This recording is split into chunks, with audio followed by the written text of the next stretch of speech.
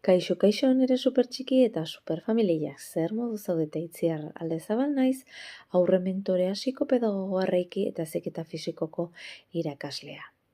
Gaur istorio bat kontatuko dizuet, bai, nola beti gean gehiengoaren atzetik ibiltzen gean, pixka bat arditxo batzuk bezala, ikusi. Irakasle batek bere ikaslei galdetu zien, karpeta hau ze kolorekoa da? Eta karpeta bazun eskuetan. Eta karpeta berdea zen, baino ikasleekin tratu bat egin zuen. Norbait berandu iritsezkeo klasera, esango zuten karpeta gorria zela.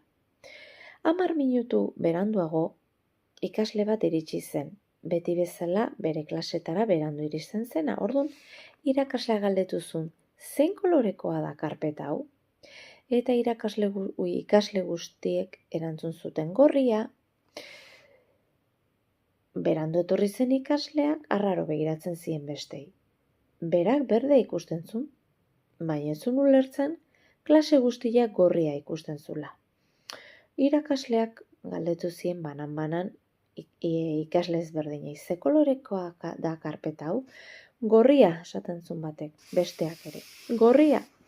Orduan, berandu iritsi zen ikaslearen gana. Iritsi zen eta honek esan zuen azkenan, gorria. Orduan, denak barrez lertzen hasi ziren eta bera hasi zen justifikatzen bere erantzuna. Orduan, irakasleak argitu zuen. Ikus dezagun, hemen lekuko izan zeate, gizakiaren ahuldadea zein dan, presioa jasaten duenan, ezta?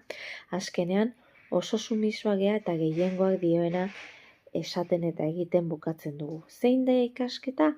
Zu zeu izatea eta konfiantza izatea.